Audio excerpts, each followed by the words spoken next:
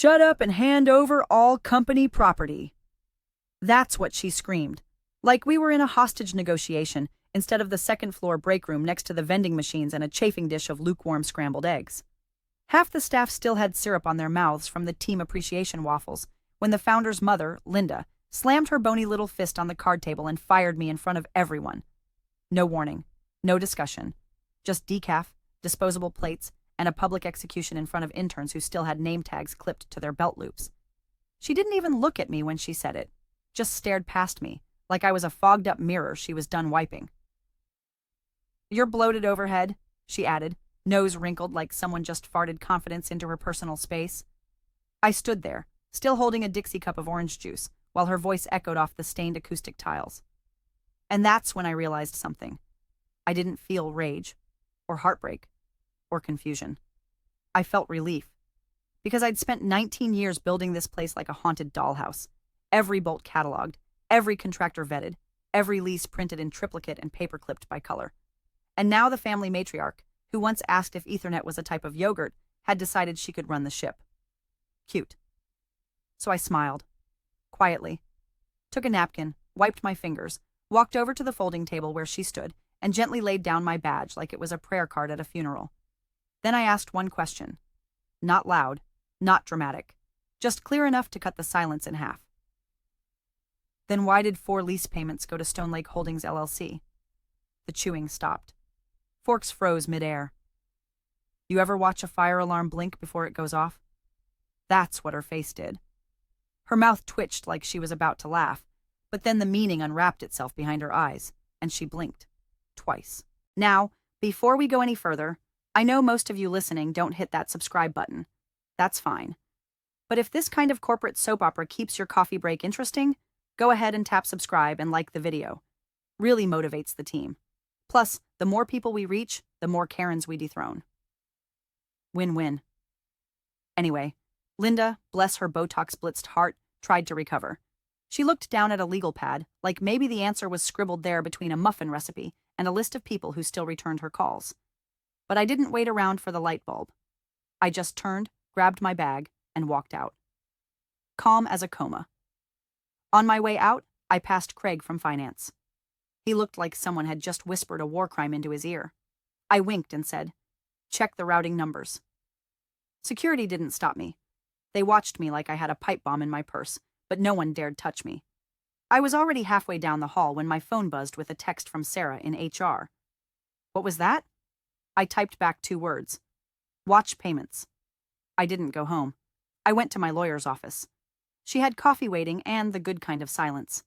I opened my bag, pulled out a manila folder labeled Lease Agreement V3, and slid it across the desk. Inside were documents the company never read, never questioned, and never understood. Because while Linda was busy updating her Facebook status to CEO vibes, I was quietly embedding myself into every square foot of that building like termite DNA. And when I stood in that break room, half the staff still wiping syrup off their chins, I knew exactly what I was doing. Because Stone Lake Holdings LLC, that wasn't some random landlord. It was mine. I didn't rush. That's what got to them. Not the lease bomb I'd dropped in the middle of Pancake Day. Not even the badge I left behind like it was a poker chip in a losing hand. But the pace. I moved like a woman folding laundry. Calm. Controlled. Like I had all the time in the world, and the kind of secrets you don't Google. My office, well, it used to be a closet before I remodeled it, was at the end of the hall near the busted printer no one wanted to admit was leased at triple fair market value. Fitting, really. I opened the door. The place still smelled like lemon pledge and failed promotions. Security trailed behind me, the 2 rookies they sent for optics, probably told to make sure she doesn't take a stapler. One leaned in to speak but changed his mind when I turned and met his eyes. It's a special kind of stare you get after 19 years of working under 6 CEOs, 2 hostile takeovers, and 1 Christmas party where the VP of sales tried to expense a stripper named Lorraine. I opened my top drawer. Empty, except 1 folder. Yellow tab. Labeled in my handwriting, Lease Agreement V3. I placed it on top of the box I didn't even need to fill, took my mug, world's okayest manager, and left the rest. They could keep the broken mouse and the dying succulent. What I left behind wasn't made of plastic and soil. On my way out, I passed Kyle from IT, who mouthed, "What was that?" like I'd just detonated something. And in a way, I had. My phone buzzed. Text from Jenna in accounting. Jenna. What was that? I replied. Watch the payments. No emojis, no kissy face, just instructions. Because that's what this was. Not an exit, a handoff. A silent pass to the next poor soul still stuck in the bureaucracy blender, trying to keep their head while Linda ran around calling herself Madam CEO, like she was playing corporate cosplay. But here's the thing people forget about office managers. We see everything. Who signs what? Who skips the meetings? Who's screwing who in the third-floor utility closet? And more importantly, who reads the leases? Which, in this case, was no one. Flashback to 11 months ago. 11 months. I'm in the back corner of a conference room, AC vent blowing directly onto my neck while the founder skims a lease renewal for our new satellite office. Except it's not a renewal. It's a brand new lease. Different terms, new routing instructions, and the firm representing the landlord, some boutique legal team I'd never heard of. I ask who vetted it. The reply? Oh, legal's busy. Just push it through. Push it through. Like we were ordering throw pillows from Wayfair, not locking into a quarterly auto-renewed lease at 4.6% escalation. That's the day I opened a new file on my home laptop. That's the day I called a lawyer friend from my HOA board and said, hey, walk me through Delaware LLC registration. Because if no one was going to read the fine print, someone might as well write it.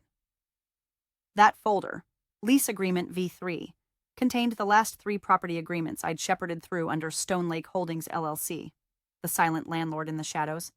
Set up under a trust blind P.O. box, paper trail scrubbed with the kind of finesse that only comes from watching executives forge signatures on annual reports while mislabeling CapEx as OpEx. They thought they'd installed a puppet, but I'd been building a kingdom. Quietly, legally, brick by brick, clause by clause. And now? Now Linda had fired the one person who could have helped her understand what she'd just done. I could already picture the frantic Slack messages, the calls to legal, the CFO sweating bullets in his Herman Miller chair, asking why all the rent payments had been going to some holding company they didn't recognize. They'd find out soon enough. I stepped into the elevator. One of the security guys cleared his throat like he wanted to say something. I didn't give him the chance. Just hit the button for the lobby and watched the doors close. Let them keep the stapler. I had the deed. By 10:24 a.m., Linda was pacing the boardroom like a raccoon with a flashlight up its ass. Somewhere between firing me and finishing her lukewarm decaf, she'd decided she wanted access to everything Teresa touched, which, spoiler alert, was about 93% of the company's operational backbone. It had pulled her into the conference room and hooked up a laptop, trying every admin credential they could scrounge from the dusty corners of Active Directory. Nothing worked. No access to the facility's dashboard. No access to lease archives. The project tracker was password protected behind a firewall with 2-factor authentication she couldn't begin to spell, let alone bypass. The interns tried guessing my old passwords. Teresa 123, let mine, password. Like I hadn't survived 5 phishing audits and a CFO who once typed his credentials into a fake PayPal invoice. I was many things. Stupid wasn't one of them. Linda snapped at Kyle from IT. Just override it. Kyle, who had the social fortitude of a damp Triscuit, stammered, it's linked to her YubiKey and physical authentication, and the backup goes to her work cell, which is now deactivated and, Linda cut him off with a flick of her fingers like she was dismissing a waiter who'd brought the wrong Chardonnay. Forget it. Call legal. Legal, a 4-person team of glorified compliance parrots, came back with the first domino. They couldn't find the most recent lease.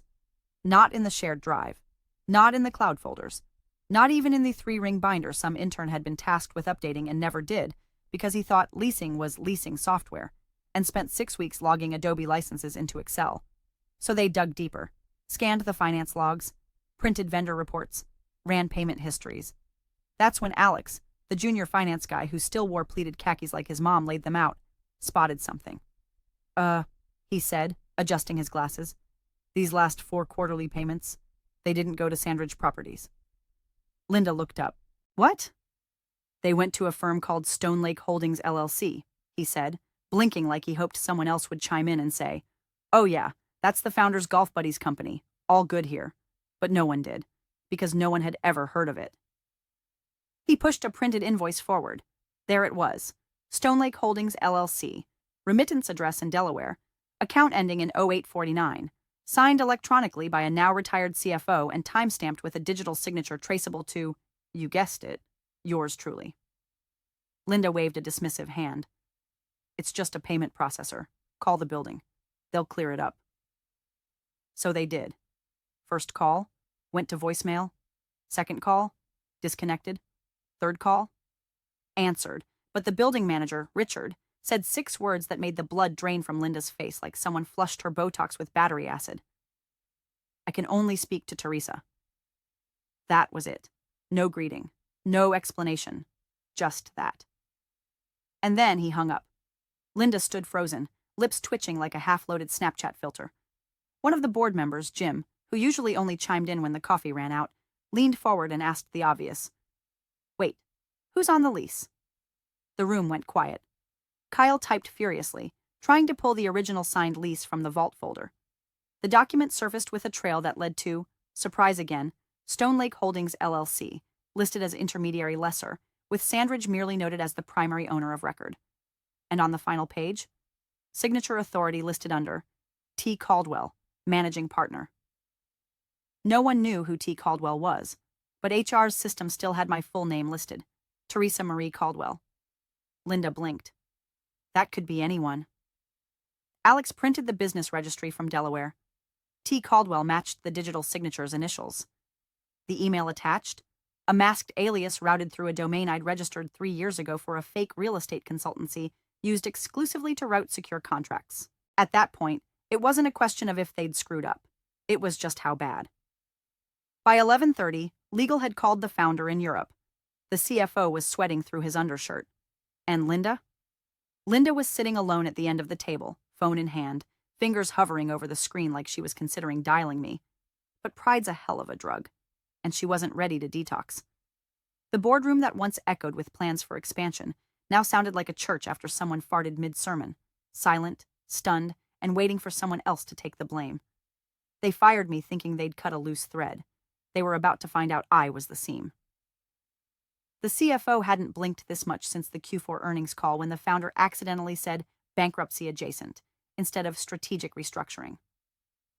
Now, standing over a scattershot of manila folders and spreadsheets, his eyes kept darting between payment logs and the kind of lease nobody in that room had ever actually read. Because here's the punchline. They had signed it. The lease reroute wasn't forged, wasn't slipped in with sleight of hand or laced with invisible ink. It had been emailed, printed, signed, countersigned, and blessed by the very man who used to remind me weekly to order more K-cups. The previous CEO, Frank, had signed off on the updated facilities agreement a week before retiring to Florida, where he now plays pickleball and probably has no idea he gave me the keys to the kingdom. The CFO circled the payment terms with a red pen like he was prepping for a deposition. The lease stated that rent was to be paid quarterly to Stone Lake Holdings LLC, acting as intermediary landlord per the rights outlined in Exhibit B, language that looked just legal enough to skip a second glance. The escalation clause was there, the renewal clause was there, and tucked neatly in a footnote no one had ever questioned was the key phrase. Any and all notices to the intermediary shall be directed to the authorized representative listed in Appendix G. Guess who Appendix G pointed to? Email alias tcgohighlandops.com. That's when it clicked. Highland Ops had been my personal domain, registered 5 years ago. A fake consulting front I built for just such a contingency. Sounded generic, harmless, maybe even helpful. I used it for dummy calendar invites, test emails, and one very entertaining experiment involving a fake RFP that tricked 3 vendors into offering me a free lunch. They weren't looking at fraud. They were staring at foresight. I hadn't snuck behind their backs. I'd built a door in plain sight and dared them to ignore it. And they had. Meanwhile, Linda, red-faced and blinking like someone swapped her bifocals with a VR headset, kept muttering, "How was this approved? Who approved this?" over and over, as if chanting it might summon a scapegoat out of the Ethernet. Jim from the board finally asked the obvious. "Is it legal?" CFO swallowed hard. "Perfectly. It was vetted, signed, processed. Every payment is traceable. There's no fraud. It's just not ideal." Translation: bulletproof. That's when Kyle, sweating through his discount polo, whispered, "She played us." "No, Kyle. I outlasted you." Flashback 16 months earlier. I'm sitting at a diner just off Route 44, peeling the label off a bottle of iced tea while my lawyer, Marcy, Scribbles on a legal pad. She's wearing knockoff Ray-Bans indoors and smells like cucumber lotion and tax code. We're the only two people in the place not in camo. You sure about this? She asks. I nod. I'm not getting fired for a third time by someone who calls Pinterest project management. She snorts. You want to do a clean shell or bury it in a trust? Both, I reply. I want it boring. Paper trail, but the dry kind. We set up Stone Lake Holdings LLC that day. Registered in Delaware, routed through a P.O. box in Newcastle. The EIN came through 2 days later. Bank account opened under a shell trust I'd been maintaining since my dad passed. He always said if you're going to get kicked in the teeth, at least wear steel-toe boots. Marcy handled the filings. I drafted the agreements. Clean, simple corporate poetry. No missteps, no wiggle room. The kind of language that could pass through 4 departments without a raised eyebrow. Because I'd studied their blind spots. It was never about revenge. It was about insulation, protection, survival. Back in the boardroom, the silence grew pregnant and gave birth to panic. Legal confirmed that Stone Lake Holdings LLC had the sole authority to issue lease termination notices, raise rent, or deny access based on breach of contract. Linda stood, palms flat on the table, and said through gritted teeth, "Then we renegotiate. We strong-arm them." The CFO didn't even look up. "Ma'am, she is Stone Lake." And just like that, the dawning horror settled in.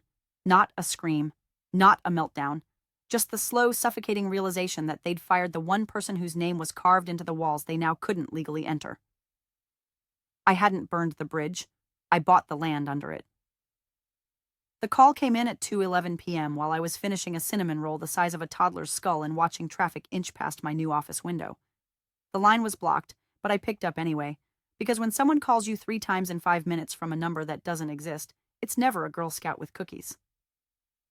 "Ms. Caldwell," the voice said, dry and clipped, like someone with a law degree and a caffeine deficiency. "We're reaching out from Goldstein, Meyer and Platt, representing your former employer." "Sure," I said, licking frosting off my thumb. "What can I do for you?" He hesitated, which already told me everything I needed to know. Lawyers don't hesitate unless they're trying to figure out how not to step in their own legal dogshit. "We're reviewing some recent documents regarding the lease agreement for your previous company headquarters. There appear to be inconsistencies. We'd appreciate your cooperation in clearing a few items up. Should be quick." "Inconsistencies," I repeated, leaning back in my chair. "You mean the kind where someone signs a lease without reading the terms, or the kind where a CEO's mom fires the landlord during breakfast?" He didn't laugh. That's the thing with corporate legal. No humor, no soul, and no real power unless someone upstairs gives them the go-ahead. And no one was giving the go-ahead now.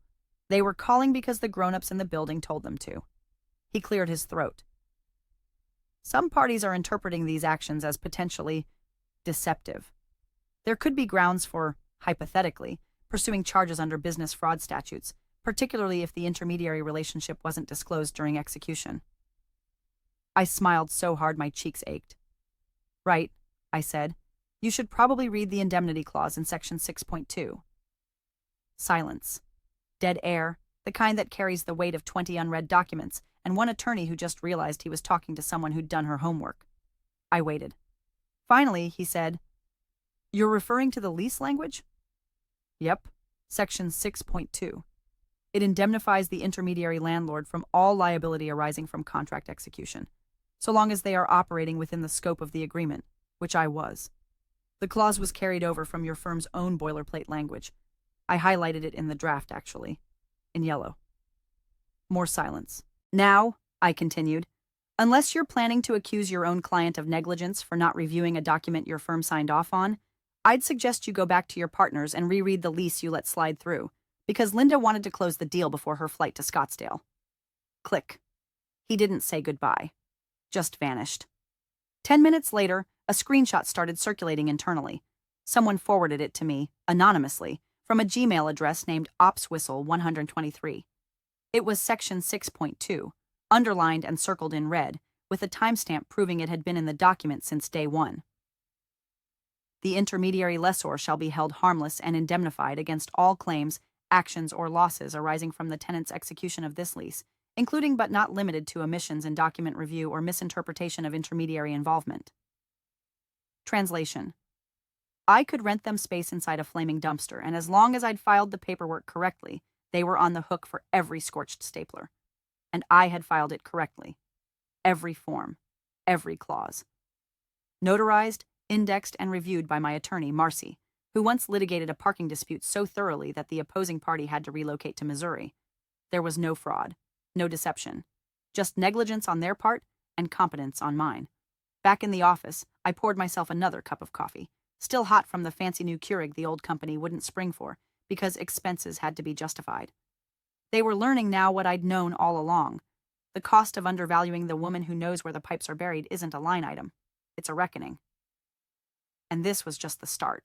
By Thursday morning, they were dragging ergonomic chairs down the sidewalk like a corporate refugee caravan, wheeling monitors across parking lots and handing out Google Maps printouts because the temporary space they scrambled to rent was 2 blocks over and lacked, among other things, air conditioning, working Wi-Fi, and enough power outlets to run the coffee machine and the server rack simultaneously. But hey, Linda wanted a leaner operation, right? Word was, they'd found a sublease on short notice. Some half-finished co-working space above a defunct kickboxing gym called Punch Life. They signed the agreement in a panic with a discount broker who thought wet signature meant don't spill coffee on the PDF. Only one problem. They didn't check the block's usage registry. And guess whose name came up first in the property management system? Teresa Marie Caldwell, under a different shell this time. Riverside Holdings, LLC. Registered 14 months prior, routed through a trust I set up in Utah during the everyone's doing crypto phase of executive stupidity. The building manager, a guy named Russell with a Bluetooth headset and zero tolerance for bullshit, flagged the access request the moment he saw the conflicting occupancy rights. Sorry, he told them flatly. We've got priority hold on that suite. Can't lease it to a conflicting entity. You'll need a release from the current rights holder. Who is the rights holder? Linda demanded, in front of 6 employees trying to set up desks on folding tables in the hallway. Russell tapped his iPad and shrugged. Says here, Teresa Caldwell. The sound Linda made wasn't quite human. Something between a cough and a scream, like her throat rejected the truth mid-swallow. She spun on the operations lead and barked, She's blacklisting us. Staff looked up from their laptops, blinking like raccoons caught in fluorescent lighting. No one knew what to say. Kyle from IT tried to pretend he was troubleshooting a router when he was really just Googling, "Can you get sued for crying at work?" Linda, in full unraveling mode, started pacing the hallway, jabbing her finger toward the windows. "This is harassment. She's retaliating. I want a list of every property within 5 miles. I want to know who owns what, who leases what, and if she so much as sneezes near our next lease, I will sue her ass into the pavement." Problem is, I wasn't doing anything illegal. I wasn't even interfering. I'd just been prepared. Riverside Holdings LLC held priority lease rights on 3 properties in the area, including the one they tried to sneak into. My contracts were clean, and my name wasn't even publicly listed. You had to dig through 2 shell layers and a notarized trust document to even find my fingerprints. And still, they couldn't escape me. Linda's meltdown went viral internally. Someone filmed her shrieking beside the elevator bank and uploaded it to the company Slack with the caption, "When you realize you fired the infrastructure." It got 47 laughing reactions before the channel got archived by HR. At that point, the message was clear. They had 2 choices: pay the rent I'd demand, or send their executives to pitch $1 million clients from a WeWork with sticky floors and a broken elevator. The board called an emergency meeting later that afternoon. Not to plan. Not to pivot. To beg. I received the calendar invite while sipping a smoothie in my new office. Top floor, corner unit, panoramic windows, my name on the lease and the deed. They called it a negotiation. But I already knew what it really was. An admission. A surrender. A reckoning wrapped in a Zoom link. The emergency board meeting started with awkward throat clears and the sound of someone slamming a Keurig pod into a machine too aggressively. The founder had just returned from an extended health retreat in the Swiss Alps, which, if you knew the man, meant he was golfing, drinking Negronis, and hiding from operational chaos. He still had that sunburn meets Botox glow as he entered the room, latte in hand, completely unaware that the company he built had been hijacked by his mother's vanity and my paperwork. He took a seat at the head of the table like a prince returning to his court after exile. "What's the emergency?" No one answered right away. Then the CFO, sweating like a defrosted ham, cleared his throat and cued the AV guy to play the footage. There I was, on screen, standing at the end of a folding table next to a tray of discount mini muffins. Linda in full tyrant mode, barking at me like she was auditioning for a reboot of Succession filmed in a Holiday Inn Express. "Shut up and hand over all company property." The founder squinted at the screen. "Wait, that's Teresa?" Kyle from IT nodded nervously. "She was terminated during the team appreciation breakfast." The founder turned to Linda, who was sitting with her arms crossed, eyes locked on the wall like it owed her money. "You fired Teresa?" "She was overhead. Redundant," Linda said without looking up. "We didn't need a glorified secretary milking a legacy salary." "She ran infrastructure," someone muttered. The founder blinked. "And she just left?" "Badge on the table," Kyle whispered. "Did she shout? Threaten anything?" CFO shook his head. "No, sir. She just asked why the lease payments were going to Stone Lake Holdings LLC." The founder leaned back in his chair, expression shifting from confusion to concern, then finally to dread. "What the hell is Stone Lake Holdings?" That's when the lawyer stepped in.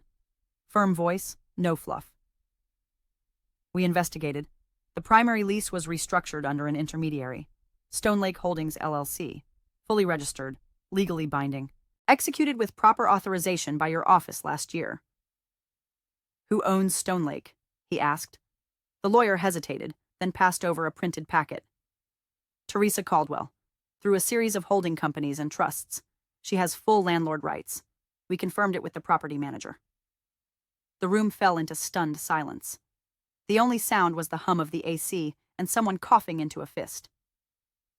"Wait," said Julia from Strategic Growth, eyes wide. "We fired our landlord?" A murmur of disbelief circled the table. "She's cut off our access to the new temp space," Kyle added, voice shaking.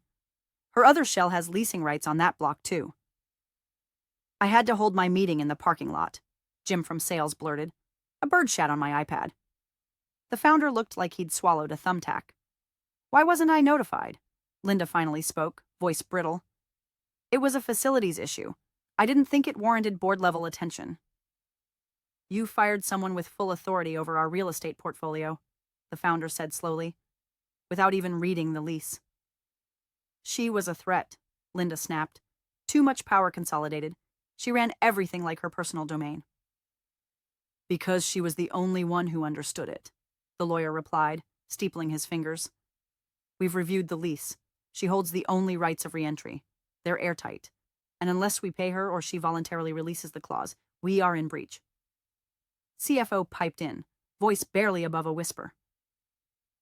"Also, Section 7.4 says rent defaults trigger a personal guarantor clause, meaning the board could be held individually liable for certain penalties." Dead. Silence. The founder rubbed his temples. "Jesus Christ, Mother." Linda said nothing. Then someone bold, someone tired, murmured, "Maybe it's time we reconsider leadership, before she gets us blackballed from every lease in the Tri-County area." The founder looked around. No one objected. Even the intern, still technically unpaid, nodded slowly, like he'd just seen his whole college debt flash before his eyes. The meeting ended with no resolutions, no public vote. But when Linda stood up and left without a word, no one followed. They just watched her go. Her grip wasn't just slipping, it was gone. The offer came by courier. Not email, not phone call. An actual man in a suit with too much hair gel and a leather folio tucked under his arm like it held nuclear codes. My assistant, who used to be a receptionist at my old firm before they outsourced her job to an app, buzzed me and said, "You're going to want to see this." He introduced himself with a sheepish smile and handed me the envelope like it was about to explode. Inside, a formal proposal from the board. The tone was polite, almost reverent, like I was a priest and they were trying to confess through legalese. They wanted re-entry. Immediate. No hard feelings, of course. All water under the bridge. Just a simple renegotiation. They were prepared to triple the current lease rate and cover moving costs if I would consider permitting reoccupancy of the premises under mutually agreeable terms. I read it twice, folded it neatly, and looked up at the courier. "Tell them it'll be retroactive," I said. 4 months. He blinked. "Sorry?" "I'll allow re-entry," I repeated, "but they're paying triple for the last 4 months, not just the next 12. The lease doesn't say, from the point of renegotiation. It says at landlord's discretion. And I'm feeling pretty damn discretionary today. He nodded slowly and left without argument. An hour later, my phone rang. This time, it was a board member. Julia, from Strategic Growth, the only one who ever brought her own pen to meetings. She sounded exhausted, like she'd been fielding calls from staff working in stairwells and janitor closets. "Teresa," she started, "please, there has to be another way. The retroactive clause. It'll wipe out our reserves." "Should have read the lease," I said flatly, sipping coffee from a mug that read, "In charge, since always." "Be reasonable," she whispered, voice tight with desperation. "We'll pay double. Not retroactive. Just help us stay open." I swiveled in my chair and looked out the window. Downtown buzzed beneath me, and in the glass I caught my own reflection. Calm, composed, and finally unshackled. A flashback rolled through me like a bruise waking up. 3 years ago, the COO position opened. Twice. I was promised a review. Instead, they brought in Vince. Vince with the bad tie knots and worse ideas. Vince who thought HR fell under snacks and morale. Vince who once asked me if leases were the same as rentals, just with fancier fonts. Vince lasted 5 months. They didn't call me then, either. 6 months after that, a new search began. I sat on the panel, scored highest in every internal evaluation, wrote the damn onboarding plan for whoever got the job. Did I get it? No. They gave it to Chad. And when Chad fell apart after embezzling conference funds to finance a pyramid scheme involving alpaca meat, they froze the position until further notice. Until Linda arrived. She didn't even ask if I wanted the role, just assumed I'd keep the wheels turning like always while she played CEO Barbie and scrawled vision statements in glitter ink. Now they needed me. And I wasn't angry. I wasn't even smug. I was done being overlooked. "You want the space?" I told Julia. "You'll pay 4 months retroactive at triple rate, plus 8% interest, plus legal review fees, plus a $25,000 goodwill reinstatement." "That's extortion," she breathed. "No," I said. "It's the market correcting itself." Silence. Then, "We'll wire the funds today." "Great. Have your people coordinate with my lawyer. She's on a ski trip in Aspen, but her assistant is a demon with DocuSign." I hung up and leaned back in my chair, breathing in the quiet. Not revenge. Not yet. But the terms were mine. And Linda? She hadn't called, hadn't written, which was good, because she was the final clause. And I wasn't done rewriting it. The carpet was new, thick, silent. The kind of carpet you put down when you're rich enough not to care if anyone spills on it because you already own the floor beneath it. I walked into the conference room at 10:03 a.m. sharp, my conference room now, wearing a blazer I used to save for annual reviews, back when I thought corporate respect was something you earned. Turns out, you just have to own the building they disrespected you in. The board was already seated, every face pulled tight with that nervous, sweaty sheen you only see during layoffs and SEC audits. The founder sat at the head, looking 10 years older than he did on the company's glossy about page. His mother, Linda, was beside him, arms crossed, jaw set like stone, eyes flicking around the room like she could find an exit strategy in the light fixtures. I didn't speak at first. Just placed a thick document folder on the table, pulled a pen from my pocket, and clicked it once. That sound echoed like a gun cocking. "This is the revised lease," I said, tapping the folder. No one moved. "The rate remains triple. Retroactive terms stand. Interest rates locked. You'll retain occupancy with full utilities and operational privileges, but..." I flipped to the signature page and slid it forward. "There's one clause that's non-negotiable." Linda sat up straighter. I turned to the founder. "I'm not leasing to her." He blinked. "Excuse me?" "You can have the space," I said, calm as iced bourbon. "You can even keep the custom wiring, the HVAC install I personally oversaw, the conference room tables that I built the vendor relationships for. Hell, I'll even throw in the reserved parking spots. But she doesn't get to set foot in this building again." Linda opened her mouth like she was about to bark something sharp, but I cut her off with a single raised finger. "I don't rent to people who scream across tables. I don't rent to people who call my career bloated overhead. And I especially don't rent to people who think firing the infrastructure is a smart leadership move." The founder looked down at the contract, then at his mother, then at the board. No one said a word. And then Jim, God bless Jim from sales, murmured. She's right, Julia followed. We can't keep bleeding money and credibility. Kyle from IT, still chewing the inside of his cheek, just nodded. The founder sighed. Can she stay on in a remote role, consultant? No, I said. She goes, or your company goes. That was the moment. That slow, suffocating pivot when power shifts and people realize they're sitting on the wrong side of the blast radius. The founder didn't argue. He simply turned to Linda and said, voice like wet gravel, it's time. She stared at him like he'd betrayed her at the Last Supper. Then she stood, slowly, smoothed her blouse, and walked out without looking back. I laid the pen on the table. I'll wait in the lobby. Send someone out when it's signed. 10 minutes later, it was done. No handshake, no closure speech. Just the sound of shuffling papers and the weight of a bad empire collapsing under the gravity of its own ignorance. I left the building, my building, with the revised lease in one hand and the office keys in the other. The badge they deactivated after firing me, still dead. I never reactivated it. Let the new COO request a fob like everyone else. At 11:59 a.m., Marcy texted me a screenshot. Wire confirmed. The first tripled rent payment. Clean, cleared, deposited. I didn't smile, but I did order lunch from the sushi place they used to say was too expensive for admin staff. I ate it alone, at the head of a reclaimed conference table, and not one damn soul told me where to sit.